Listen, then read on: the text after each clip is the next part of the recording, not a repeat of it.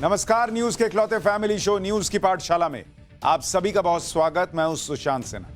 ये वो पाठशाला जहां सबकी क्लास लगती है। और सबसे पहले आपको बता दूं कि आज पाठशाला में कौन कौन सा चैप्टर खोलने वाला हूं। भाई, वोटिंग से 24 घंटे पहले गजब बवाल मचा हुआ है।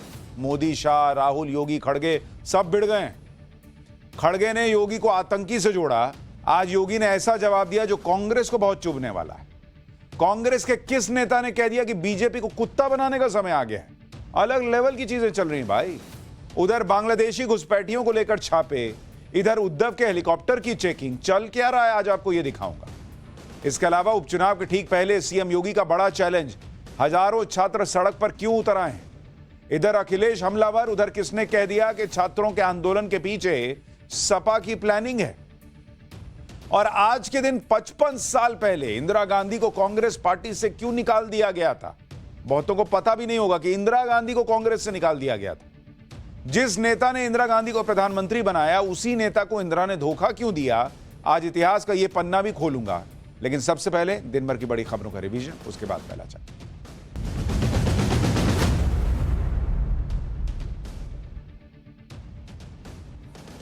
मोदी सरकार की मेक इन इंडिया मुहिम और रक्षा के क्षेत्र में आत्मनिर्भर होने के अभियान को आज बड़ी कामयाबी मिली।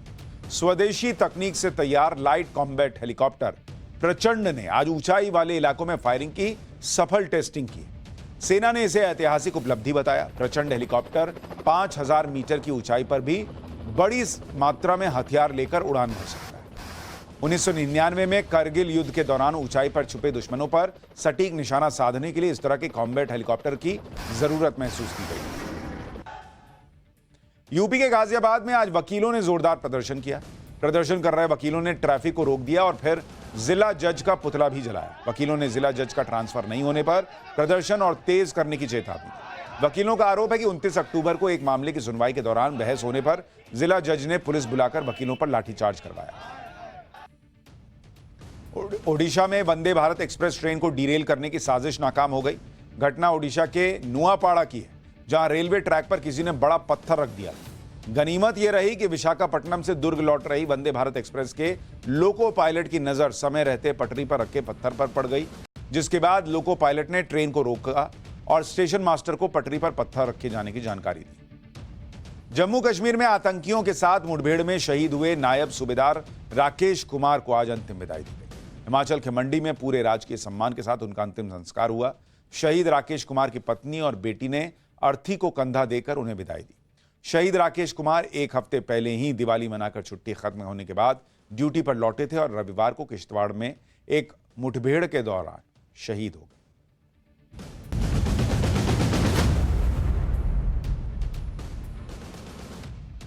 तो ये हो गया दिन भर का रिवीजन। अब पाठशाला की पहली क्लास। वोटिंग से 24 घंटे पहले गजब बवाल मचा हुआ है। मोदी, शाह, राहुल, योगी, खड़गे सब भिड़ गए हैं भाई। खड़गे ने तो योगी को आतंकी से जोड़ा। आज योगी ने ऐसा जवाब दिया जो कांग्रेस को बहुत चुभ रहा है। कांग्रेस के किस नेता ने बीजेपी को कुत्ता बनाने का समय आ गया बता दिया। उधर बांग्लादेशी घुसपैठियों को लेकर छापे, इधर उद्धव के हेलीकॉप्टर की चेकिंग। चल क्या रहा है, सबसे पहले इसका चैप्टर।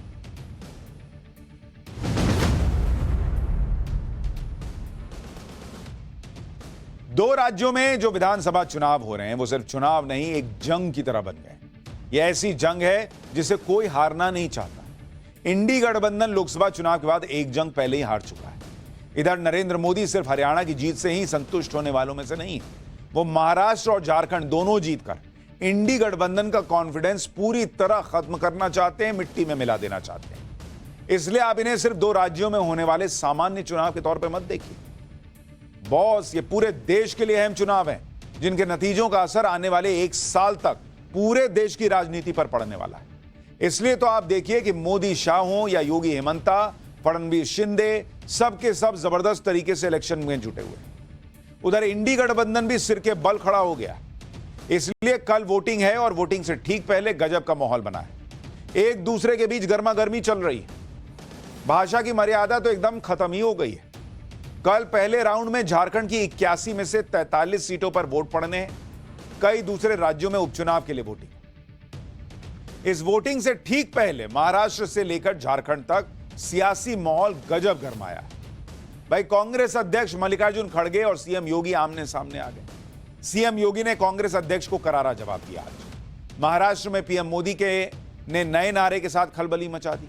झारखंड में वोटिंग से पहले राहुल गांधी, हेमंत सोरेन और अमित शाह भिड़ गए हैं। महाराष्ट्र के चुनाव में उद्धव ठाकरे के हेलीकॉप्टर की चेकिंग पर बवाल मचा हुआ है। झारखंड के चुनाव में हिंदुओं के खिलाफ विवादित टिप्पणी का मुद्दा गर्म है। महाराष्ट्र में नए नए सर्वेज लॉन्च हो रहे हैं। कोई 160 सीट का दावा कर रहा है, कोई 170 पे दावा ठोक दे रहा है। उधर झारखंड के चुनाव से ठीक पहले ईडी की रेड से नया बवाल खड़ा हो गया है।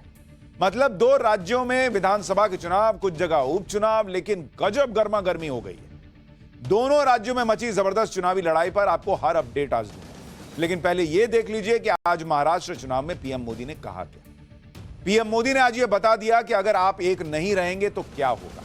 पीएम मोदी ने आज क्या नई बात कही है वो सुनिए, फिर आपको बताऊंगा। योगी आदित्यनाथ ने बटेंगे तो कटेंगे पर क्या कहा और खड़गे को क्या जवाब दिया।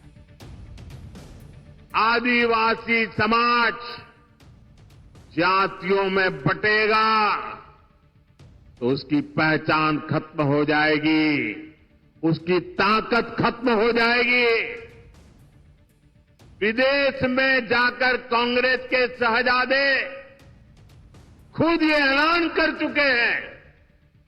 इसलिए मैं कहता हूं, हमें कांग्रेस के इस षड्यंत्र का शिकार नहीं होना है, हमें एकजुट रहना है। और इसलिए मेरा तो आपसे एक ही आग्रह है, हम एक रहेंगे तो सेफ रहेंगे। अगर आप एक नहीं रहे, आपकी एकजुटता टूटी, तो सबसे पहले क्या होगा, कांग्रेस आपका आरक्षण छीन लेगी। आज प्रधानमंत्री मोदी ने समझाया कि एक रहेंगे तो सेफ रहेंगे का मतलब क्या है। ये वो नारा है जिससे सबसे ज्यादा इंडी गठबंधन में खलबली मची। लोग फीडबैक भी दे रहे हैं, कह रहे हैं कि भाई ये बटेंगे तो कटेंगे, एक रहेंगे तो सेफ रहेंगे, ये नीचे तक पेनिट्रेट कर गया है। क्योंकि कांग्रेस और इंडी गठबंधन जातियों का जाल बिछाकर जो राजनीति कर रहे थे, उस राजनीति का जबरदस्त तोड़ यही है कि भाई हिंदुओं को जातियों में बंटना ही नहीं है। जबकि इंडी गठबंधन की पूरी कोशिश यह है कि जातियों में कैसे बांटा जाए जिससे हिंदुओं के वोट बिखर कर उन्हें मिल जाएं, और इसके साथ एकजुट मुस्लिम वोट तो उन्हें मिलेगा ही, तो वो नरेंद्र मोदी को आसानी से हरा देंगे। लेकिन मोदी योगी ने इंडी गठबंधन और कांग्रेस की इस राजनीति का तोड़ निकाला, और अब मोदी योगी यह भी समझा रहे हैं कि अगर जातियों में बंटे तो कांग्रेस करेगी। पीएम मोदी ने जो बात कही, उसी बात को कैसे सीएम योगी ने आगे बढ़ाया वो भी सुनिए। रखना, जब भी बटेंगे तो गणपति पूजा पे हमला होगा। जब भी बटेंगे लव जिहाद और लैंड जिहाद के नाम पर यहां की जमीनों पर भी कब्जा होगा, बेटी की सुरक्षा भी खतरे में पड़ेगी।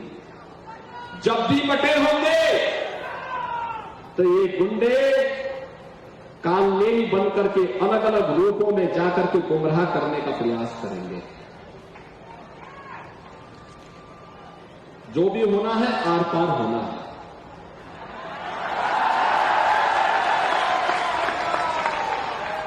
हां भी और ना भी नहीं, या तो हां होगा या ना होगा।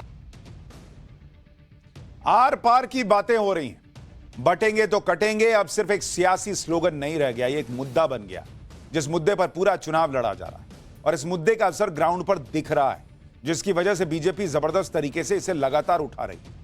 आज बीजेपी ने पीएम मोदी की लाइन पर सोशल मीडिया पर एक पोस्टर भी जारी किया। इस पोस्टर में लिखा है कि एक रहेंगे तो सेफ रहेंगे। पोस्टर में दो तस्वीरें हैं। एक तस्वीर में हाथ की पांचों उंगलियां खुली हुई दिखाई गई। उन उंगलियों को अलग अलग करके अलग अलग के तौर पर दिखाया गया। भाई उंगली जो है वो बटी हुई है, और इसमें एक पे किसी पे जाति SC ST लिखा है, किसी पे OBC लिखा है, किसी पे जो है वो अलग अलग जातियां लिखी हैं। दूसरी तस्वीर में मुट्ठी बंद है और यह मैसेज दिया गया है कि एक रहोगे तभी बच पाओगे। एक नारे ने कैसे इंडी गठबंधन को डिरेल कर दिया है, उसका सबूत आप इंडी गठबंधन के नेताओं के बयानों से समझ सकते हैं। चुनाव में जब किसी का कैंपेन डिरेल होता है तो वो पर्सनल अटैक पर आता है। कल भी हमने आपको बताया था, ऊटपटांग बातें करने लगता है। इंडी गठबंधन के नेता वोटिंग से ठीक पहले इसी तरह की बातें कर रहे हैं। जैसे कांग्रेस अध्यक्ष खड़गे मोदी योगी पर पर्सनल अटैक करने पर आ गए। महाराष्ट्र के कांग्रेस अध्यक्ष नाना पटोले गाली गलौच वाली भाषा पर आ गए। हेलीकॉप्टर की जांच पर उद्धव ठाकरे चुनाव आयोग पर भड़कने लगे। झारखंड में लालू यादव पीएम मोदी पर विवादित बयान दे रहे हैं। निर्दलीय सांसद पप्पू यादव ने पीएम मोदी के परिवार पर हमला किया। झारखंड में कांग्रेस कोटे से मंत्री बन्ना गुप्ता हिंदुओं को कट्टर बताने लगे। यानी महाराष्ट्र से झारखंड तक इंडी गठबंधन में ऐसा हड़कंप मचा कि जुबान से कुछ भी निकल जा रहा है। इसमें सबसे ज्यादा चर्चा कांग्रेस अध्यक्ष मल्लिकार्जुन खड़गे की हो रही है। महाराष्ट्र और झारखंड के चुनाव में इस वक्त कांग्रेस अध्यक्ष खड़गे और सीएम योगी के बीच जबरदस्त फाइट चल रही है। कांग्रेस अध्यक्ष मल्लिकार्जुन खड़गे ने सत्ता में रहते हुए सीएम योगी के भगवा वस्त्र धारण करने पर सवाल उठाए थे। उनकी भाषा को आतंकी की भाषा जैसा बताया था। आज जवाब देने की बारी मुख्यमंत्री योगी की थी, लेकिन सीएम योगी ने भाषा की मर्यादा में रहकर ही कांग्रेस अध्यक्ष को जवाब दिया। कहा वो योगी के लिए हैं, योगी के लिए देश पहले होता है। सुनिए योगी आदित्यनाथ ने क्या कहा, फिर आपको बताऊंगा कि योगी आदित्यनाथ ने कैसे मल्लिकार्जुन खड़गे के परिवार के इतिहास के पन्ने पलटकर पूरी कांग्रेस को फंसा दिया। लगातार 3 दिन से कांग्रेस के अध्यक्ष श्री मल्लिकार्जुन खड़गे जी की बात को देख करके वे मुझ पे बहुत नाराज हो रहे हैं। वे नाम पीले बनने जा रहे हैं मेरे मुझ पर कि मैं इस प्रकार की भाषा का प्रयोग क्यों कर रहा हूं। खड़गे जी, मैं एक योगी हूं और एक योगी के लिए देश पहले होता है, राजनीतिक स्वार्थ बाद में। यही अंतर है एक योगी में और आप में कि मेरे लिए देश पहले है, क्योंकि मेरे नेता मोदी जी ने हमें यही बताया है कि पहले हर काम देश के नाम। लेकिन आपके लिए कांग्रेस की तुष्टीकरण की नीति पहले है और यही कारण है कि आप सच्चाई न बोल पा रहे हैं न समझ पा रहे हैं। सीएम योगी जिस सच्चाई की बात कर रहे हैं वो कांग्रेस अध्यक्ष के परिवार के इतिहास से जुड़ी है। महाराष्ट्र में रैली करते हुए सीएम योगी ने इसी का जिक्र किया। कहा कि खड़गे के परिवार पर जिसने अत्याचार किए थे, वोट बैंक के चक्कर में मल्लिकार्जुन खड़गे उनके खिलाफ कुछ बोल नहीं पा रहे। सीएम योगी ने मल्लिकार्जुन खड़गे के परिवार के इतिहास पर क्या कहा वो सुनिए, फिर आपको खड़गे के परिवार से जुड़ी कहानी बताऊंगा कि क्या हुआ था उनके साथ। आपको गुस्सा करना है तो निजाम पर करिए, हैदराबाद के निजाम को। जिस हैदराबाद के निजाम के रजाकारों ने आपके गांव को जलाया था, हिंदुओं की निर्मम हत्या की थी, आपकी पूज्य माता को, आपकी बहन को, आपके परिवार के सदस्यों को जलाया था। इस सच्चाई को देश और दुनिया के सामने रखिए कि जब भी पटेंगे तो इसी प्रकार से निर्ममता से कटेंगे। ये सच्चाई रखिए। आप वोट बैंक के लिए इस सच्चाई को देश के सामने रखने से कोताही कर रहे हैं, देश के साथ धोखा आप कर रहे हैं। सीएम योगी आदित्यनाथ ने मल्लिकार्जुन खड़गे के परिवार, उनके गांव की बात की और रजाकारों का जिक्र किया। यह पूरी कहानी क्या है यह भी आपको बताता हूं। यह पूरी कहानी खुद मल्लिकार्जुन खड़गे के बेटे प्रियांक खड़गे बता चुके हैं। दरअसल मल्लिकार्जुन खड़गे का जन्म आजादी से पहले 1942 में कर्नाटक के बीदर जिले के एक छोटे से गांव वरावट्टी में एक दलित परिवार में हुआ। उस वक्त हैदराबाद रियासत के तहत ही कर्नाटक और बाकी दूसरे राज्यों के कई हिस्से आते थे। आजादी के वक्त हैदराबाद रियासत के निजाम ने हैदराबाद के लोगों से या तो पाकिस्तान में शामिल होने या एक अलग मुस्लिम राज्य बनाने की बात कही थी। हैदराबाद रियासत के निजाम किसी भी हालत में भारत के साथ नहीं आना चाह रहे थे। हैदराबाद को भारतीय शासन के तहत लाने के लिए एक सैन्य अभियान ऑपरेशन पोलो चलाना पड़ा था। ऑपरेशन पोलो का विरोध करते हुए रजाकारों ने गांव पर हमले करना शुरू कर दिया और घरों को लूटकर आग लगा दी। रजाकार हैदराबाद के निजाम की निजी सेना थी जिन्होंने निजामों के खिलाफ आजादी के लिए लड़ रहे सैकड़ों लोगों को मौत के घाट उतार दिया था। जब हैदराबाद में रजाकारों ने मारकाट मचाई तो उस हिंसा की चपेट में मल्लिकार्जुन खड़गे का परिवार भी आया। साल 1948 में जब मल्लिकार्जुन खड़गे सिर्फ 6 साल के थे तो उनके घर पर रजाकारों ने हमला कर दिया था। रजाकारों ने उनकी मां और बहन को जिंदा जला दिया। मल्लिकार्जुन खड़गे के पिता अपने परिवार को बचा नहीं पाए, लेकिन किसी तरह से इस हिंसा में मल्लिकार्जुन खड़गे बच गए। कांग्रेस अध्यक्ष मल्लिकार्जुन खड़गे ने सीएम योगी पर जो बयान दिए वो बेहद पर्सनल कमेंट थे, इसलिए यह विवाद खत्म होने का नाम नहीं ले रहा। योगी भी याद दिला रहे हैं कि आप उन रजाकारों और उनके इतिहास पे तो कुछ नहीं बोलते, और एक योगी के लिए कह रहे हैं कि आतंकी जैसी भाषा है। अगर यह सियासी हमला होता तो आई गई बात हो जाती, लेकिन कांग्रेस अध्यक्ष तो पर्सनल खुन्नस निकाल रहे हैं, ऐसा लग रहा है। उनके दिल में कड़वाहट थी जो सामने आ गई। मल्लिकार्जुन खड़गे ने योगी आदित्यनाथ के भगवा वस्त्र पर सवाल उठाए।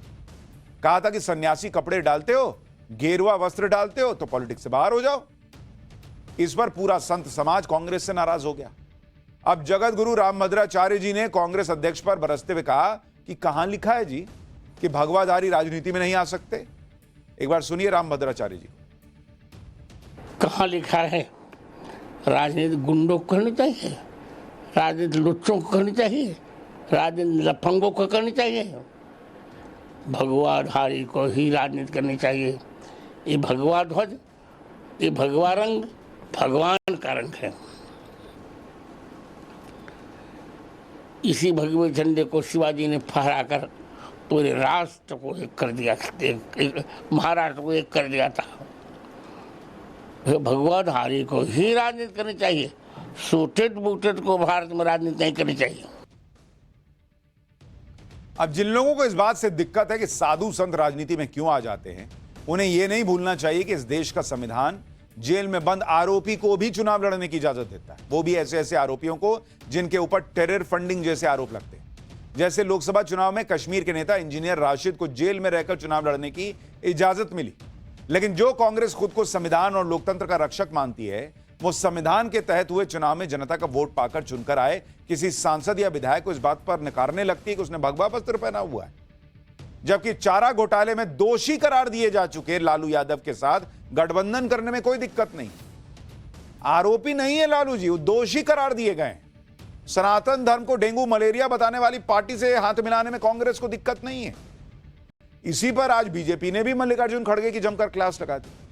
कहा कि खड़गे साहब को जिस भगवा से दिक्कत है वो रंग तो तिरंगे में भी है। सुनिए एक बार। खड़गे साहब, भारत के तिरंगा में भी सैफरन है।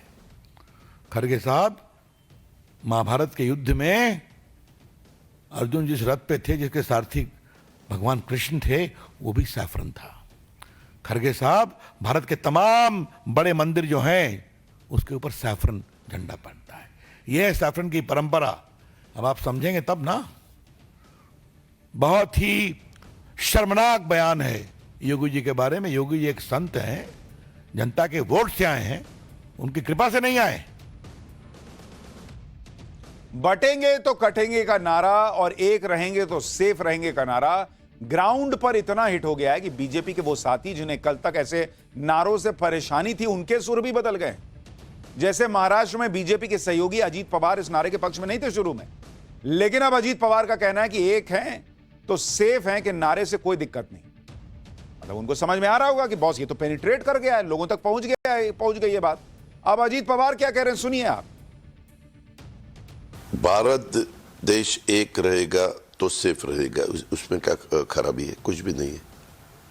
हम सब एक रहेंगे तो सेफ रहेंगे, इसमें क्या खराबी है? इसमें एडिशन क्या है? बटेंगे तो कटेंगे, वो गलत है। वो मुझे क्या बटेगा कटेगा, यही वर्ड यूज करने का महाराष्ट्र में तो कोई अर्थ है ही नहीं, ऐसा मेरा खुद का कहना है। यानी बीजेपी के सहयोगी तक समझ चुके हैं कि पीएम मोदी और सीएम योगी ने जो पिच तैयार की है, उस पिच पर इंडी गठबंधन के लिए टिके रहना मुश्किल हो। इंडी गठबंधन के लिए मुसीबत यह भी है कि उनके प्लेयर पिच पर जाते ही ऐसे हवा में बैट घुमाने लगते कि खुद ही हिट विकेट हो जाते। आए बाएं साएं बोल रहे हैं भाई। जैसे मल्लिकार्जुन खड़गे का फैलाया रायता अभी कांग्रेस समेट भी नहीं पाई है कि महाराष्ट्र कांग्रेस के अध्यक्ष नाना पटोले ने नया विवादित बयान दे दिया। नाना पटोले बीजेपी के लिए गाली गलौज पर उतरा है। सुनिए महाराष्ट्र के अकोला में प्रचार करते हुए नाना पटोले क्या बोल रहे हैं। क्या अकोला जिले के ओबीसी के लोग आप बीजेपी को वोट करोगे जो तुमको कुत्ता बोलते हैं? आप बीजेपी को कुत्ता बनाने का समय आ गया है। बीजेपी को कुत्ता बनाने का समय आ गया है। ये इतनी मस्ती में आ गए कि ये किसी को, अब ये तो भगवान हो गए ना। अब बताइए, पॉलिटिक्स में कुछ तो भाषा की मर्यादा होगी। बीजेपी को कुत्ता बनाने का समय आ गया। एक तरफ इंडी गठबंधन है जो इस तरह की बौखलाहट में फंसा है, दूसरी तरफ बीजेपी और पीएम मोदी का कैंपेन है जो रोज नए नए ऐसे नारे गढ़ रहे हैं जिससे इंडी गठबंधन की मुसीबतें बढ़ रही। एक रहेंगे तो सेफ रहेंगे के बाद महाराष्ट्र के चुनाव में पीएम मोदी ने आज एक और नारा लॉन्च किया। भ्रष्टाचार के मुद्दे पर पीएम मोदी ने इंडी गठबंधन को घेरा, कहा कि अघाड़ी यानी भ्रष्टाचार के सबसे बड़े खिलाड़ी। सुनिए एक बार। महाराष्ट्र का तेज विकास ये अघाड़ी वालों के बस की बात नहीं है भाई। अघाड़ी वालों ने केवल विकास पर ब्रेक लगाने में पीएचडी कर दी है। कामों को अटकाना, लटकाना और भटकाना, ये कांग्रेस वाले तो इसमें डबल पीएचडी है, एक्सपर्ट है। इसलिए याद रखिएगा, अघाड़ी यानी भ्रष्टाचार के सबसे बड़े खिलाड़ी। प्रधानमंत्री मोदी ने महाराष्ट्र में पूरा माहौल सेट कर रखा है। इससे महाविकास अघाड़ी में जो बेचैनी है वो दिख भी रही है। बिना किसी मुद्दे के माहौल बनाने में इंडी गठबंधन लगा है। जैसे उद्धव ठाकरे ने अपने हेलीकॉप्टर की जांच में जबरदस्त माहौल बना दिया। उद्धव ठाकरे ने सोमवार को एक वीडियो जारी किया, दावा किया कि जब वो महाराष्ट्र के यवतमाल जिले में रैली करने गए थे तो उनके हेलीकॉप्टर की जांच की गई, उनके सामान की जांच की गई। चुनाव आयोग की ड्यूटी पर लगे अधिकारियों और कर्मचारियों ने हेलीकॉप्टर में रखे उद्धव ठाकरे के बैग और बाकी चीजों की जांच की। जांच में उन्हें कुछ विवादित नहीं मिला। उद्धव ठाकरे ने इस पूरी कार्रवाई का वीडियो बनाया और उसको पोस्ट कर दिया। वीडियो में उद्धव ठाकरे जांच करने वाले अधिकारियों पर भड़क रहे हैं, उनसे पूछ रहे हैं कि क्या मोदी शाह के हेलीकॉप्टर की जांच क्यों नहीं करते जी। एक बार उद्धव ठाकरे के सामान की जांच के मुद्दे में क्या हुआ ये जानने से पहले जरा वीडियो देखिए। सगळ्यांचा खोलो खोलो नाही नाही नाही नाही हो दादा, एक मिनिट. पहिलं आय कार्ड. हा, काय नाव? महेश शानिमे. हा, महेश शानिमे. महेश शानिमे. महेश शानिमे. शाणपण काय? शानिमे. शानिमे. कुठले? जिल्हा परिषद बांधकाम विभाग. जिल्हा परिषद. अपॉइंटमेंट लेटर कुठे तुमचं? Appointment centre. दाखवा. सगळ्यांचं अपॉइंटमेंट लेटर, तुमची पाकिट दाखवा. उद्धव ठाकरे के सामान की जांच के मुद्दे ने महाराष्ट्र के चुनाव को और गर्मा दिया। इसी बीच आज भी महाराष्ट्र के उस्मानाबाद में उद्धव ठाकरे के हेलीकॉप्टर की चेकिंग हुई। इस दौरान भी उद्धव ठाकरे ने पूरी कार्रवाई का वीडियो बनाया और जांच करने वाले अधिकारी और कर्मचारियों का आई कार्ड देखा, उनसे नाम पूछा। हालांकि इस जांच को उद्धव ठाकरे ने भले ही विक्टिम कार्ड की तरह इस्तेमाल कर लिया, लेकिन जिस तरह से वो एक व्यक्ति का नाम पूछ रहे हैं उस पर बीजेपी ने कहते हुए आपत्ति जताई कि उद्धव ठाकरे कहने को तो जांच में सहयोग कर रहे हैं, लेकिन उनका अधिकारियों के प्रति रवैया धमकाने जैसा दिख रहा है। उद्धव ठाकरे के हेलीकॉप्टर की जांच को शिवसेना यूबीटी ने बड़ा मुद्दा बना दिया। उद्धव ठाकरे ने रैली के मंच तक से इसका जिक्र कर दिया।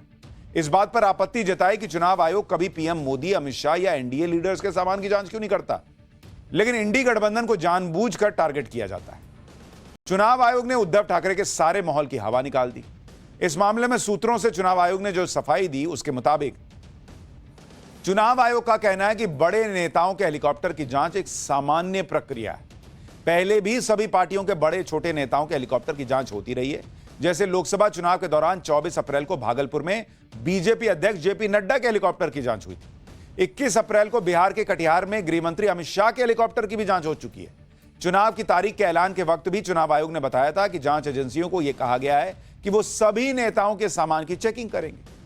अब चूंकि अमित शाह, जेपी नड्डा ने माहौल नहीं बनाया, हंगामा नहीं खड़ा किया, तो आपको पता नहीं है कि भाई उनके हेलीकॉप्टर की जांच हुई। जिसने बना दिया, हंगामा कर दिया, उससे लग रहा कि अरे यार इन्हीं का चेक हुआ खाली। लोकसभा चुनाव के दौरान भी उद्धव ठाकरे ने ऐसे ही बवाल किया। जब चुनाव आयोग ने सभी पार्टियों को नोटिस भेजकर उनके एयरक्राफ्ट और हेलीकॉप्टर यात्रा की डिटेल मांगी थी। एक तरफ उद्धव ठाकरे के हेलीकॉप्टर की जांच का मुद्दा बनाया जा रहा है, तो उधर झारखंड में बांग्लादेशी घुसपैठियों पर हुई रेड को लेकर बवाल मचा है। झारखंड में बांग्लादेशी घुसपैठियों का मुद्दा बड़ा चुनावी मुद्दा बना हुआ है। आज ईडी ने झारखंड और पश्चिम बंगाल में रेड डाली। रांची में 17 जगहों पर छापे पड़े। यह रेड अवैध बांग्लादेशियों की घुसपैठ से जुड़ी हुई थी। रेड में ईडी को फर्जी आधार कार्ड मिले हैं। इस आधार कार्ड की तस्वीर, इस फर्जी आधार कार्ड में सारा फॉर्मेट सेट है, बस किसी का भी नाम भरना है और एकदम असली जैसे दिखने वाले इस आधार कार्ड को आसानी से पहचानना भी मुश्किल है। आप देखिए, ईडी को रेड में मिला है कहा जा रहा। रेड में फर्जी पासपोर्ट मिले हैं, अवैध हथियार मिले हैं, संपत्ति के डॉक्यूमेंट्स मिले हैं, cash, jewellery, printing paper, printing machine, सब कुछ मिला है। ईडी ने सितंबर में पीएमएलए के तहत केस दर्ज किया था। यह केस झारखंड में अवैध रूप से कुछ बांग्लादेशी महिलाओं की घुसपैठ और उसमें इस्तेमाल मनी लॉन्ड्रिंग के आरोपों से जुड़ा है। ईडी सूत्रों के मुताबिक जांच एजेंसी सिर्फ इस केस को नहीं बल्कि बॉर्डर पर अवैध घुसपैठ के पूरे खेल की जांच कर रही है। झारखंड में कल वोटिंग से पहले ईडी की इस रेड पर कांग्रेस और जेएमएम ने सवाल उठा दिए। इस रेड से सियासी तूफान आ गया, क्योंकि झारखंड में अवैध बांग्लादेशी और रोहिंग्याओं की घुसपैठ को बीजेपी ने बड़ा मुद्दा बनाया हुआ है। पीएम मोदी आरोप लगा चुके हैं कि राज्य सरकार घुसपैठ को बढ़ावा देकर झारखंड के आदिवासी बहुल इलाके संथल परगना और कोल्हन रीजन में डेमोग्राफी को बदल चुकी है। सीएम योगी ने भी आरोप लगाया कि झारखंड की जेएमएम सरकार ने राज्य को अवैध बांग्लादेशी और रोहिंग्याओं की धर्मशाला बना दिया है। अमित शाह भी ऐलान कर चुके हैं कि वो बीजेपी की सरकार बनते ही इस मुद्दे पर कमेटी बनवाएंगे और अवैध रूप से बसे लोगों को बाहर करेंगे। एक बार सुनिए, आज भी अमित शाह ने झारखंड में प्रचार के दौरान इस मुद्दे पर कैसे जबरदस्त हमला बोला। ये हेमंत बाबू घुसपैठिए को लाल जाजम बिछाकर बुलाते हैं। आपकी युवाओं रोजी रोटी नौकरी एक घुसपैठिए ले जा रहे हैं। हमारी आदिवासी बहनों से दूसरी, तीसरी, चौथी शादी कर कर उनकी जमीन कब्जाते हैं। मैं आज धनबाद वालों कहकर जाता हूं, भाजपा सरकार बना दो, एक एक घुसपैठिए को चुन चुन कर भारत के बाहर निकालने का काम भाजपा सरकार। झारखंड में बीजेपी ने अवैध घुसपैठ को बड़ा मुद्दा बनाया हुआ है, तो इंडी गठबंधन खटाखट वादे के भरोसे। पहले चरण की वोटिंग से ठीक पहले राहुल गांधी को एक बार फिर झारखंड की जनता को अपने खटाखट वाले वादे की याद दिलाने की याद आई। राहुल गांधी ने ट्वीट किया, झारखंड की माताओं बहनों के खातों में कल मैया सम्मान योजना की चौथी किश्त खटाखट चली गई है। यह योजना महिलाओं को महंगाई से लड़ने और स्वाभिमान के साथ जीने में विशेष रूप से मदद कर रही है, इसलिए इसके तहत मिलने वाली राशि को और बढ़ाने का फैसला लिया है।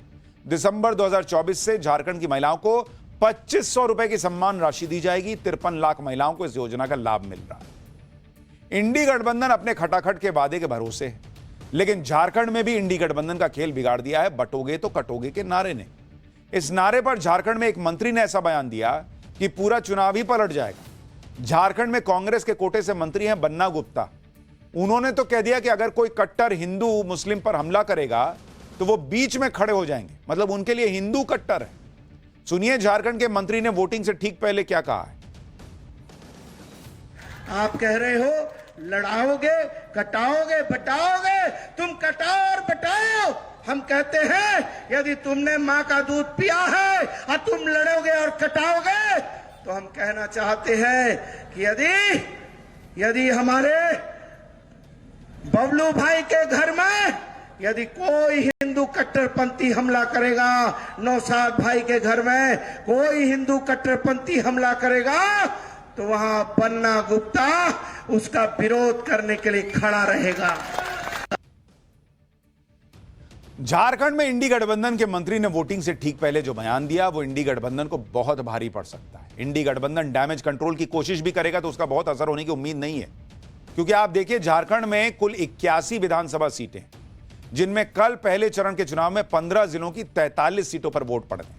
साल 2019 के विधानसभा चुनाव में पहले चरण की इन 43 सीटों में से 25 सीटों पर जेएमएम, कांग्रेस और आरजेडी के गठबंधन ने जीत हासिल की थी, जबकि बीजेपी ने 13 सीटें जीती थी। 2 सीटों पर निर्दलियों को जीत मिली थी और 1 सीट पर एनसीपी और 1 सीट पर झारखंड विकास मोर्चा ने जीत दर्ज की थी। एनडीए की बात करें तो पहले चरण में बीजेपी 36 सीटों पर चुनाव लड़ रही है। उसकी सहयोगी आजसू ने 4, जेडीयू ने 2 और चिराग पासवान की एलजेपी ने 1 सीट पर कैंडिडेट उतारा है। दूसरी तरफ इंडी गठबंधन की बात करें तो जेएमएम ने 23 सीटों पर कैंडिडेट उतारे हैं, कांग्रेस ने 17 पर, जबकि इंडी गठबंधन की एक और सहयोगी आरजेडी ने भी 5 सीटों पर कैंडिडेट उतारे हैं, जिनमें आरजेडी के 2 कैंडिडेट महागठबंधन के ही उम्मीदवारों को टक्कर दे रहे हैं। यानी जबरदस्त बवाल मचा हुआ है। लेकिन यह तो झारखंड महाराष्ट्र की बात की, एक तो उपचुनाव भी है, यूपी के उपचुनाव की बड़ी चर्चा है। लेकिन पाठशाला में अब अगली क्लास, उपचुनाव के ठीक पहले सीएम योगी का बड़ा चैलेंज, हजारों छात्र क्यों सड़क पर उतर आए? इधर अखिलेश हमलावर हैं, उधर किसने कह दिया कि छात्रों के आंदोलन के पीछे समाजवादी पार्टी की प्लानिंग है? यूपी में सड़क पर क्या चल रहा है उपचुनाव के पहले, आइए इसका चक्कर खोलते हैं।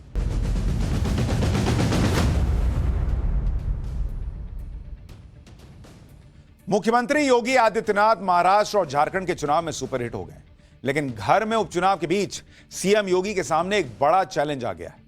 उपचुनाव के बीच यूपी में एस्पिरेंट्स ने बड़ा मोर्चा खोल दिया है, उम्मीदवारों ने। प्रयागराज जहां महाकुंभ की तैयारियां हो रही हैं, वहां हजारों छात्र सड़कों पर प्रोटेस्ट कर रहे हैं। छात्रों के प्रदर्शन के मुद्दे पर राजनीति भी हो रही है। अखिलेश यादव को चुनावी फायदा लेने का बड़ा मौका दिख रहा है, क्योंकि प्रयागराज से सटे फूलपुर में उपचुनाव होने वाले। अखिलेश यादव लगातार प्रोटेस्ट पर बयान दे रहे हैं। ओपी राजभर ने पूरे प्रदर्शन को समाजवादी पार्टी की साजिश बता दिया। छात्रों को आंदोलन के लिए भड़काने का आरोप लगाया अखिलेश यादव की पार्टी पर। यानी छात्रों के प्रोटेस्ट पर भयंकर राजनीति चल रही है, जिससे छात्र भी परेशान है कि उनका आंदोलन कहीं राजनीतिक ना बन जाए। हम आपको डिटेल से बताएंगे कि छात्र किन डिमांड्स को लेकर यूपी की सड़कों पर प्रोटेस्ट कर रहे हैं। ये तस्वीरें क्यों आ रही हैं छात्रों की, छात्रों की समस्या पर सरकार क्या कर रही है, आज आपको विस्तार से बताऊंगा। लेकिन पहले प्रयागराज में छात्रों के प्रोटेस्ट की तस्वीरें देखिए। प्रयागराज में छात्रों के प्रदर्शन की ये तस्वीरें, सड़क पर जहां तक नजर जा रही है वहां छात्र ही छात्र दिख रहे हैं। प्रदर्शन करने वालों में बड़ी संख्या में लड़कियां भी शामिल हैं। ये छात्र लगातार नारेबाजी कर रहे हैं। छात्रों का प्रोटेस्ट छोटा मोटा प्रोटेस्ट नहीं है। हजारों छात्र, जिसमें लड़कियां भी शामिल हैं, वो प्रयागराज में यूपी पीसीएस के सामने डटे हुए हैं। ये तस्वीरें आज दिन की हैं, जब यूपी पीसीएस के गेट के सामने छात्र जमकर नारेबाजी कर रहे थे। छात्रों का प्रोटेस्ट कल से लगातार चल रहा है। रात में भी छात्रों का प्रोटेस्ट जारी था। छात्र अपनी मांगों को लेकर शांति से प्रोटेस्ट कर रहे थे। अपनी आवाज उत्तर प्रदेश लोक सेवा आयोग तक पहुंचाने के लिए छात्र नारेबाजी भी कर रहे हैं। 3 बोतलें और थालियां बजाकर छात्र प्रदर्शन कर रहे हैं। एक बार फुल फ्रेम तस्वीरें दिखाइए।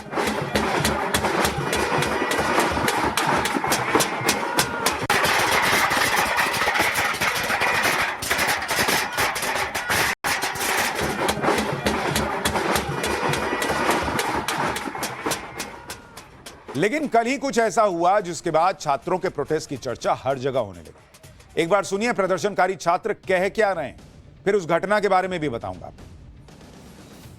हम लोगों की डिमांड है कि 2 शिफ्ट में एग्जाम नहीं होने चाहिए और नॉर्मलाइजेशन नहीं होना चाहिए। इसके पहले जो प्रक्रिया अपनाई जाती थी पीसीएस में, वही प्रक्रिया आरओ और पीसीएस दोनों में अपनाई जाए। जितने भी बच्चे यहाँ पे आए हुए हैं, जो सीरियस कैंडिडेट है, जो आयोग के एग्जाम दे रहा है, वही यहाँ पे आया। आज जो यहाँ पे नहीं आया ना, समझ लीजिए वो अपने जीवन में कभी कोई डिमांड नहीं कर पाएगा। कोई समझौता नहीं हुआ। उन्होंने बस जो आयोग ने 5 नवंबर को जो नोटिस जारी किया था, बस उसी को उन्होंने इलोबरेट करके हम लोग को समझाने की कोशिश की।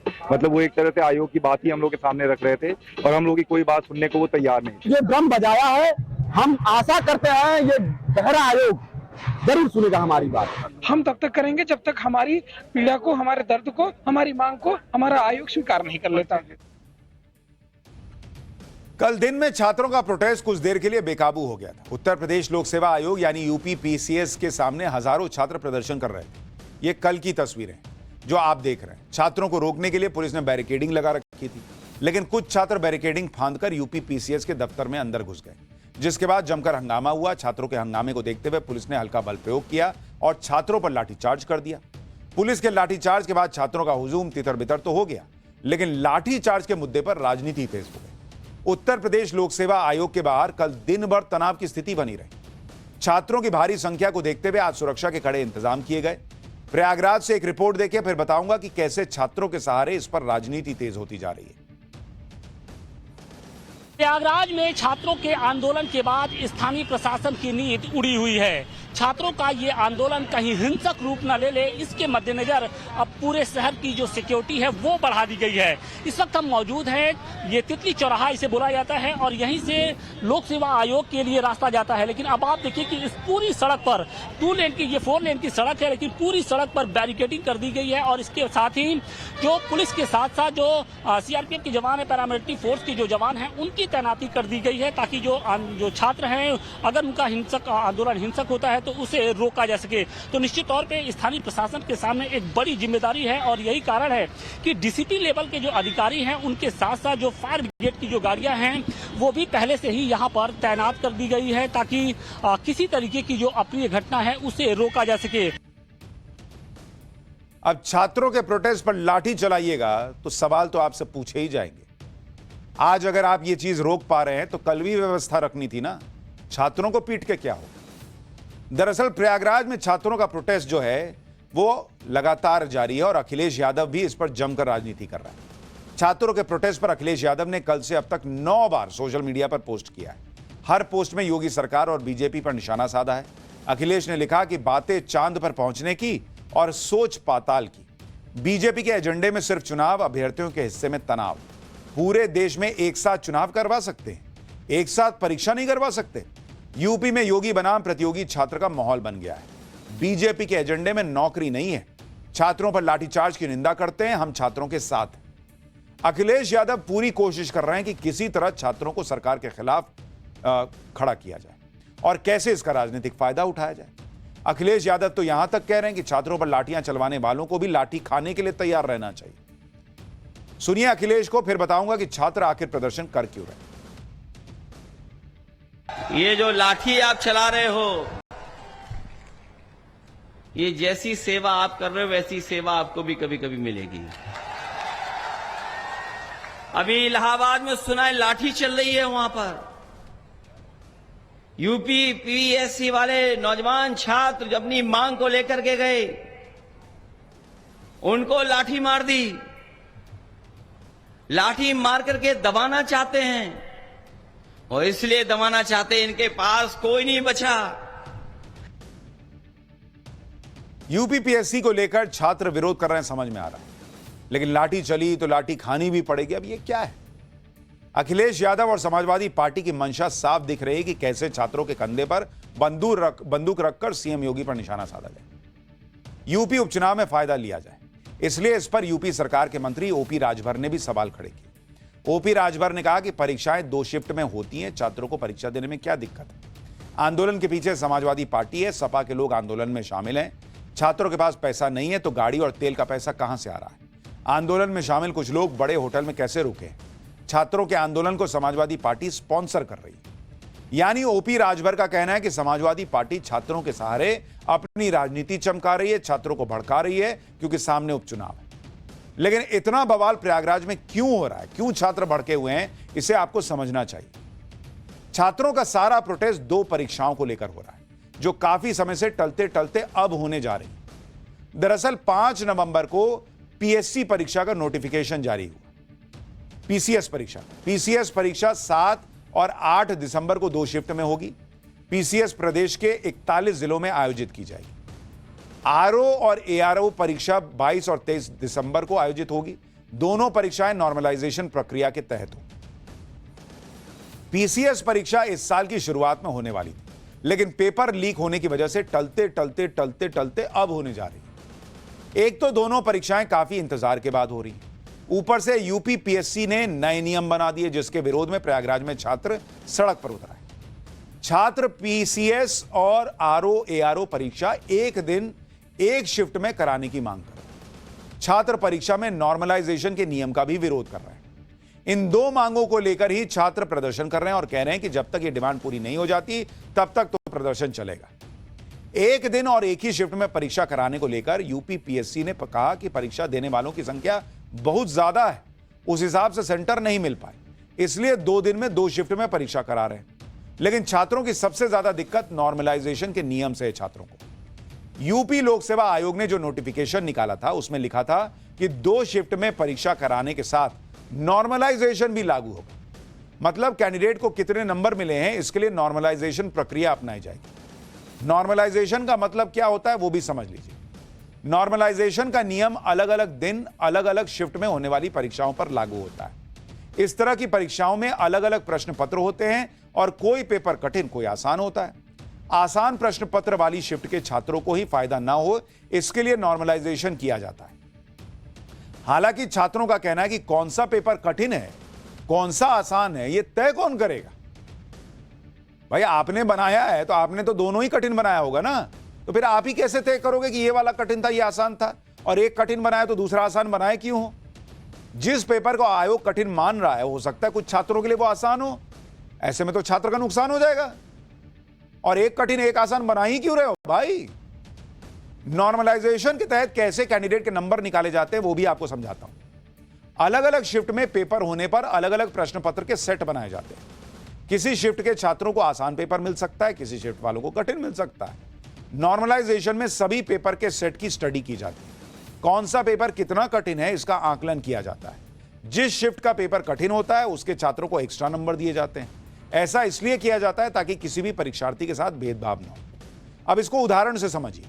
मान लीजिए कोई परीक्षा 2 शिफ्ट में हो रही है और हर शिफ्ट में 3-3 छात्र शामिल हुए। पहली शिफ्ट में प्रश्न पत्र कठिन आया, छात्र को मान लीजिए 80, 85 और 90 नंबर मिले। दूसरी शिफ्ट का पेपर सरल आया, उसमें शामिल 3 छात्रों को 110, 115 और 120 नंबर मिल गए। इससे साफ है कि दूसरी शिफ्ट के छात्रों का सिलेक्शन ज्यादा होगा। इससे बचने के लिए नॉर्मलाइजेशन की प्रक्रिया अपनाई जाएगी जिसके तहत कठिन प्रश्न पत्र वाली शिफ्ट के छात्रों को एक्स्ट्रा नंबर दिए जाएंगे और जरूरत पड़ने पर आसान पेपर वाले छात्रों के नंबर कम किए जाएंगे, जिससे सभी शिफ्ट नंबर्स को शिफ्ट वाले छात्रों को के जो नंबर हैं वो एक समान पैमाने पर मिल सकें। नॉर्मलाइजेशन के बाद इस परीक्षा का औसत 120 नंबर का होगा। छात्रों के प्रोटेस्ट को लेकर यूपी पीएससी का बयान भी आया है। यूपी पीएससी ने कहा है कि दोनों परीक्षाएं अपने तय समय पर ही होंगी और छात्रों को उन लोगों से सावधान रहना होगा जो गलत बातें फैला रहे हैं। यूपी पीएससी ने कहा कि परीक्षाएं उन केंद्रों पर होंगी जहां गड़बड़ी की संभावना नहीं है। छात्रों का सिलेक्शन मेरिट के आधार पर किया जाएगा। 5 लाख से ज्यादा परीक्षार्थी होने पर 2 शिफ्ट में परीक्षा का नियम है। पीसीएस परीक्षा में 5,76,154 छात्र भाग ले रहे हैं। इसके लिए 1,758 सेंटर की जरूरत है। मानक के हिसाब से 978 सेंटर ही मिल पाए, इसलिए 2 शिफ्ट में परीक्षा कराई जा रही है। आरओ परीक्षा 10,76,000 छात्र दे रहे हैं। छात्रों को भड़काने की कोशिश हो रही है। छात्रों को अफवाहों से सावधान रहना चाहिए। छात्रों के आंदोलन पर सरकार भी गंभीर है। सरकार की तरफ से उप मुख्यमंत्री केशव प्रसाद मौर्य सामने आए और छात्रों की मांगों को गंभीर बताते हुए उसका समाधान निकालने की बात कही। केशव प्रसाद मौर्य ने कहा कि 1 से ज्यादा दिन परीक्षा और मानकीकरण प्रक्रिया पर छात्रों की चिंताएं महत्वपूर्ण हैं। सीएम योगी के नेतृत्व में भर्ती माफिया के खिलाफ 2017 से एक्शन हो रहा है। सभी सक्षम अधिकारी छात्रों की मांग को संवेदनशीलता से सुने और उसका समाधान निकालें। यह सुनिश्चित किया जाए कि छात्रों का कीमती समय आंदोलन में नहीं बल्कि पढ़ाई में लगे। कोर्ट में पेंडिंग मामलों का भी जल्दी समाधान निकले जिससे किसी भी छात्र का भविष्य अंधकार में न रहे। केशव प्रसाद मौर्य उप मुख्यमंत्री हैं और अगर वो छात्रों के लिए बयान दे रहे हैं तो इसका मतलब सरकार गंभीर है। उम्मीद की जा रही है कि छात्रों की डिमांड पर गौर होगा और जल्दी ही समाधान निकलेगा, क्योंकि अगर जल्दी हल नहीं निकला तो मामला गंभीर हो जाएगा। क्योंकि प्रयागराज में छात्रों ने अब लोक सेवा आयोग की इमारत को ही घेर लिया और किसी को बाहर नहीं निकलने दे रहे। एक बार रिपोर्ट देखिए वहां से। प्रयागराज में हर गुजरते पल के साथ छात्रों का गुस्सा बढ़ता जा रहा है। छात्र पिछले 36 घंटे से लगातार लोक सेवा आयोग के दफ्तर के बाहर धरने पर बैठे हैं और अब जो गुस्सा है वो कहीं ना कहीं 7वें आसमान पर पहुंच गया है।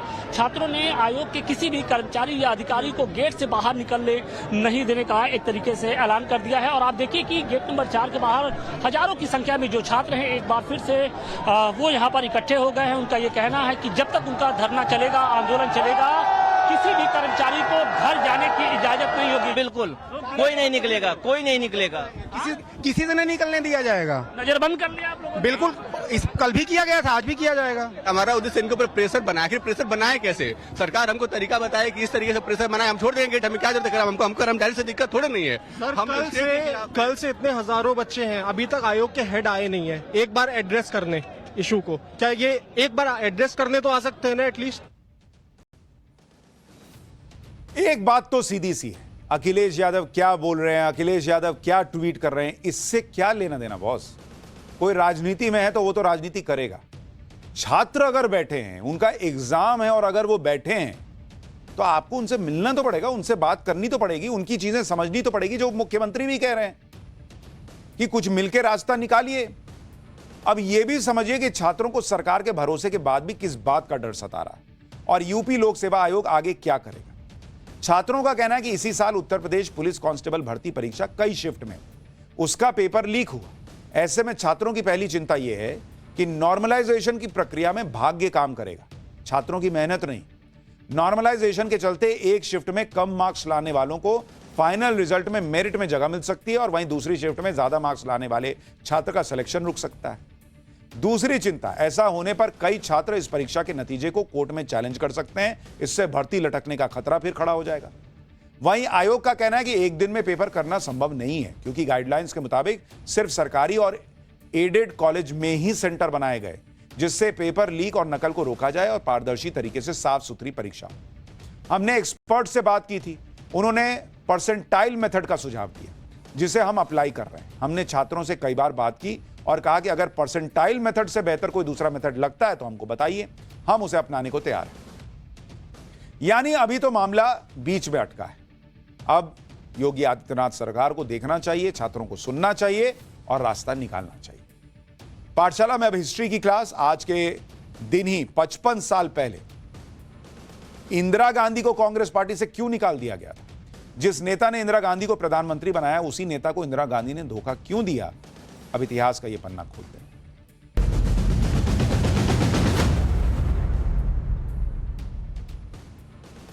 आज 12 नवंबर है और आज से ठीक 55 साल पहले भारतीय राजनीति में ऐसी घटना हुई थी जिसने कांग्रेस पार्टी के अस्तित्व को अंदर तक हिला दिया। आज ही के दिन 12 नवंबर 1969 को कांग्रेस पार्टी ने एक ऐतिहासिक फैसला लेते हुए इंदिरा गांधी को ही पार्टी से निकाल दिया। हैरानी की बात यह है कि उस समय इंदिरा गांधी देश की प्रधानमंत्री थी, बावजूद इसके कांग्रेस ने उनसे परेशान होकर उन्हें पार्टी से बाहर कर दिया।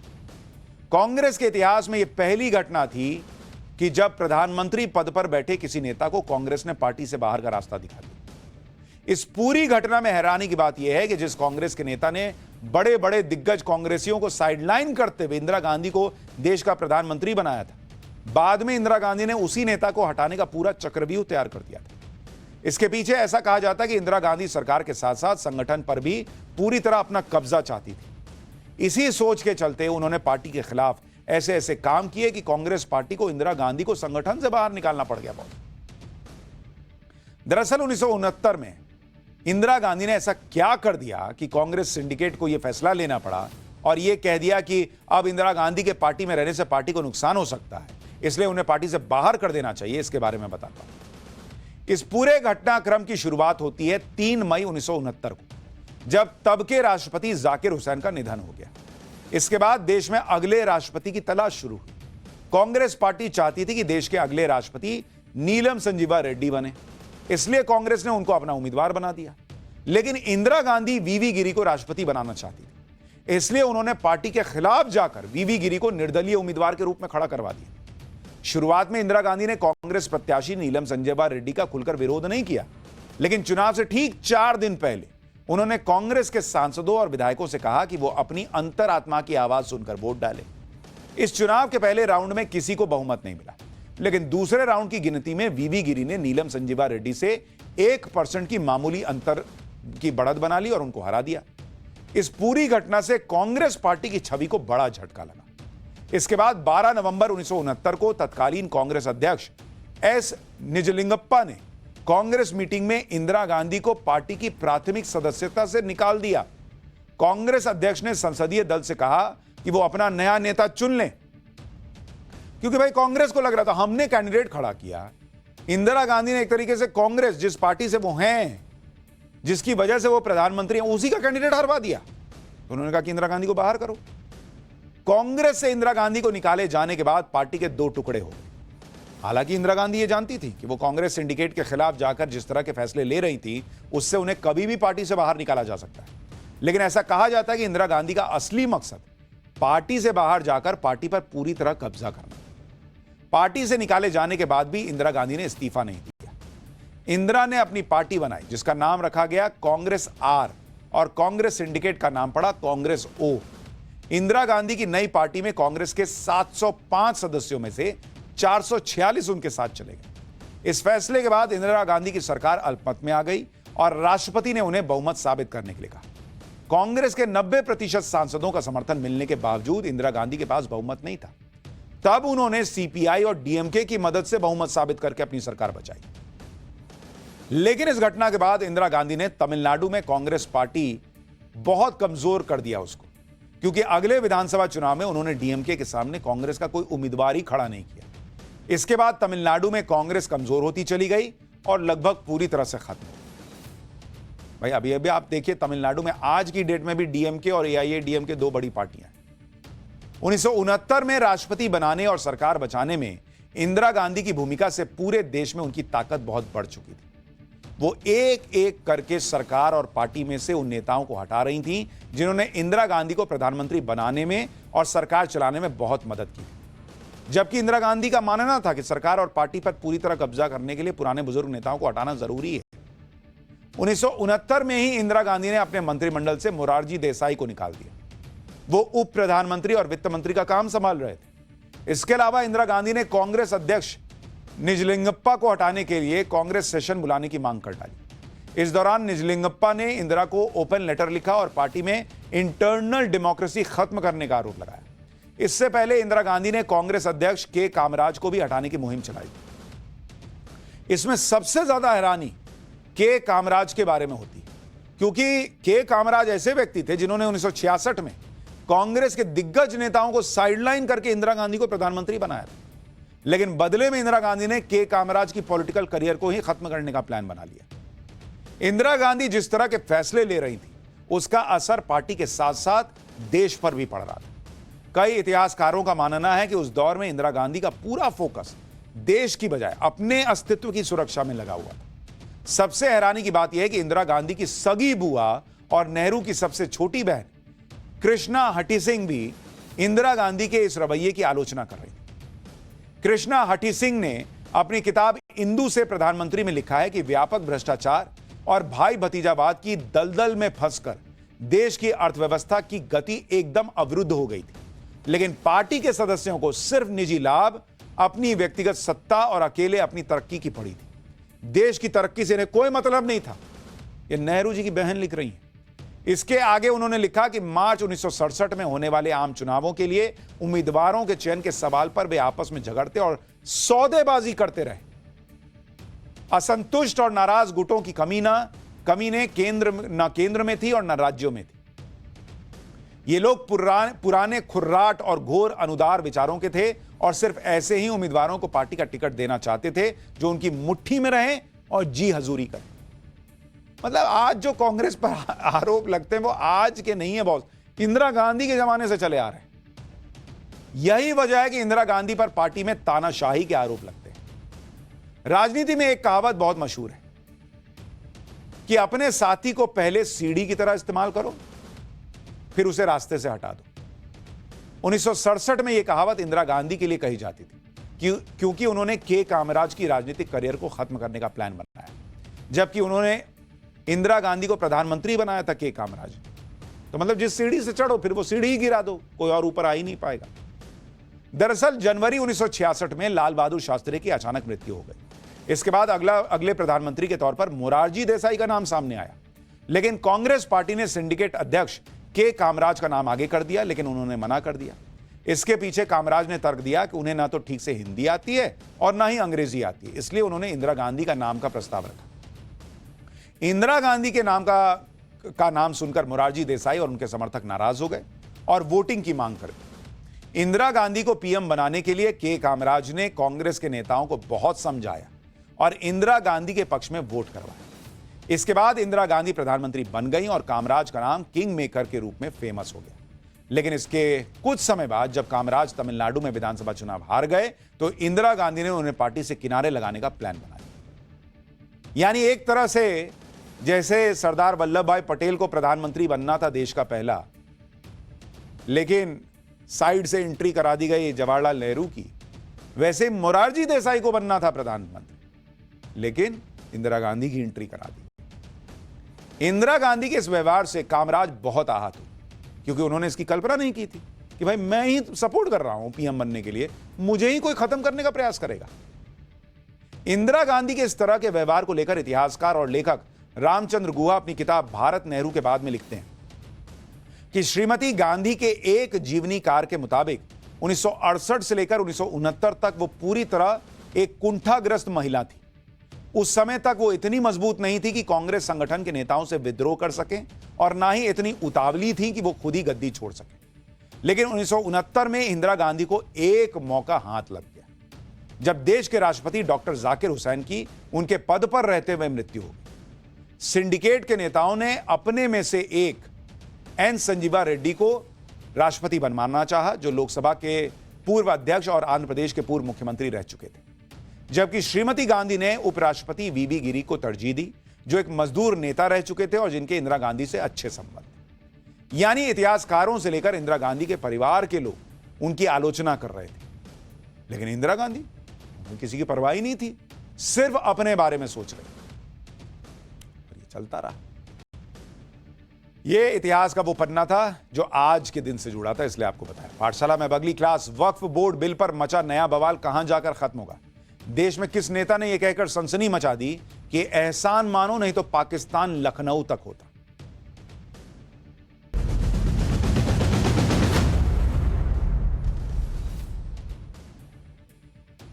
देश में वक्फ संशोधन बिल को लेकर जो विवाद चल रहा है, उसमें पाकिस्तान की एंट्री हो गई। वक्फ बिल का विरोध इस कदर बढ़ गया कि अब मोदी सरकार को पाकिस्तान वाली धमकियां मिल रही। दरअसल वक्फ संशोधन बिल पर दिल्ली में एक मीटिंग बुलाई गई। इस बैठक में पूर्व राज्यसभा सांसद मोहम्मद अदीब ने ऐसी बात कह दी जिस पर हंगामा मच गया। मोहम्मद अदीब ने भारत के बंटवारे और जिन्ना का जिक्र करते हुए कहा कि देश के मुसलमानों ने उस समय जिन्ना का साथ नहीं दिया। अगर उस समय देश के मुसलमान जिन्ना के साथ चले गए होते तो आज पाकिस्तान की सीमा लखनऊ तक होती। एक बार सुनिए मोहम्मद अदीब ने क्या कहा, फिर आपको आगे की बात बताता हूं। जो लोग पाकिस्तान चले गए उसका इल्जाम हमें दिया गया। हम मानते हैं जो पाकिस्तान गए वो महाजिर हो गए, अपनी जिंदगियां बना ली, लेकिन हमने तो अपना खून बांटा था। हमने तो जिन्ना को मना किया था, उनको ठुकराया था। हमने लियाकत अली खान को नहीं माना था। हमने नेहरू और गांधी और आजाद को माना था, अपने खून को बांटा था। अगर हम जिन्ना के साथ जाते और अगर उस वक्त हम सब मुसलमान जिन्ना के साथ जाते, यह एहसान तो हमारा हुकूमत को मानना चाहिए, तो फिर पाकिस्तान लाहौर तक नहीं लखनऊ तक बनता। हमारा एहसान है, हमने पाकिस्तान को मुख्तसर कर दिया। ये लोग इसी मोड में रहते हैं कि भारत में रह के इन्होंने बहुत बड़ा एहसान किया, और शायद इसलिए इनको लगता है कि भाई मुस्लिम पर्सनल लॉ बोर्ड हम अपना चलाएंगे क्योंकि हमने एहसान किया। वर्शिप एक्ट लाके दो हमको क्योंकि हमने एहसान किया है। 3 तलाक चलेगा हमारा क्योंकि हमने एहसान किया है भारत में रह के। वक्फ कानून रहेगा क्योंकि एहसान किया भारत में रह के। ये माइंडसेट है कि हम रुके तो हमने एहसान कर दिया। भाई बॉस, अगर जिन्ना को सुनते तो लखनऊ तक पाकिस्तान क्यों होता? सीमा तय थी ना, तो आपको भी जाना पड़ता। ये कोई एहसान नहीं है। मोहम्मद अदीब ने जो बात कही कि लाहौर से लखनऊ तक पाकिस्तान हो जाता, वो माइंडसेट विभाजन के पहले भी कुछ लोगों के अंदर था। उन्हें यह लग रहा था कि अगर पाकिस्तान बनेगा तो जिस शहर जिस राज्य में है वो वही पाकिस्तान हो जाएगा। लेकिन जब विभाजन हुआ तो इन लोगों को पता चला कि पाकिस्तान तो बहुत दूर बना है। बहुत लोग सोचे बैठे थे कि जहां है वही पाकिस्तान हो जाएगा। इस चक्कर में वो पाकिस्तान के पक्ष में थे। इसी सोच के बारे में मशहूर लेखक राही मासूम रजा ने अपने एक उपन्यास में लिखा। इसी में उनका एक चर्चित नॉवेल है ओस की बूंद। उसमें राही मासूम रजा ने अलग अलग फिक्शनल कैरेक्टर्स के जरिए कई ऐसे बातें लिखी जिससे पता चलता है कि आम मुसलमानों में उस वक्त सोच क्या थी। जैसे हयातुल्ला अंसारी नाम के एक कैरेक्टर के जरिए राही मासूम रजा ने लिखा कि हयातुल्ला अंसारी बेचारों ने कभी सोचा ही नहीं था कि पाकिस्तान वाकई बन जाएगा। उनको तो यह ख्याल था कि अंग्रेज कभी जाने वाले ही नहीं है। सर सैयद अहमद खान से लेकर हयातुल्ला अंसारी तक सबका यही ख्याल था कि ब्रिटिश सरकार का सूर्य अस्त होने के लिए नहीं निकला है। इसी में राही मासूम रजा ने एक जगह पर हयातुल्ला अंसारी नाम के कैरेक्टर के जरिए लिखा कि 1945 के चुनाव में मुस्लिम लीग की जीत के बाद भी उन्हें यह ख्याल नहीं आया था कि पाकिस्तान बनने वाला है, परंतु जब पाकिस्तान बन गया तो यह ख्याल उनसे चिपक गया कि पाकिस्तान तो बहुत दूर बना है और उन्हें नेहरू और गांधी के हिंदुस्तान में रहना है। इसलिए पाकिस्तान के बन जाने के बाद भी उन्हें अपने लीडर वजीर हसन से नफरत हो गई। उन्होंने जिन्ना टोपी जो बहुत चाव से खरीदी थी वो अपने नौकर को दे दी। राही मासूम रजा ने जिस दौर की बात की वो दौर तब का था जब मुसलमानों के एक वर्ग के अंदर जिन्ना की मुस्लिम लीग को लेकर बहुत झुकाव था। मुसलमानों को लग रहा था कि जिन्ना जो कर रहे हैं वो सही कर रहे हैं और पाकिस्तान वही बन जाएगा जहां उनका घर है। मतलब मोहम्मद अदीब जो कह रहे हैं वो एक्चुअली थॉट प्रोसेस था कि हम लखनऊ में रह रहे हैं तो लखनऊ तक पाकिस्तान हो जाएगा, जहां मुसलमान रह रहा है वहां पाकिस्तान। ऐसा होता है, पाकिस्तान वही बन जाएगा जहां उनका घर है, ये मुसलमान सोच के बैठ गए। उन्हें यह नहीं पता था कि पाकिस्तान में रहने के लिए उन्हें अपना घर बार छोड़कर जाना पड़ेगा। तो बहुत लोग उस घर बार के चक्कर में यहां रुक गए और अब एहसान जताया जा रहा है कि भाई हम तो यहां रह गए और लखनऊ तक पाकिस्तान नहीं बना। यह बहुत एहसान की बात है।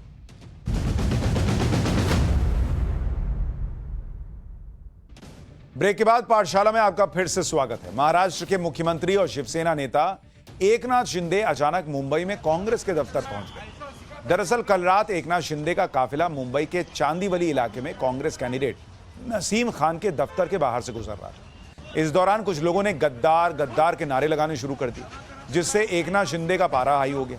वो अपनी कार से उतर के सीधे कांग्रेस दफ्तर जा पहुंचे और दफ्तर में मौजूद कांग्रेस नेताओं से कहा कि क्या वो अपने कार्यकर्ताओं को ऐसा सिखाते हैं। इस घटना का वीडियो आज से सामने आया है, देखिए जरा वहां क्या हुआ।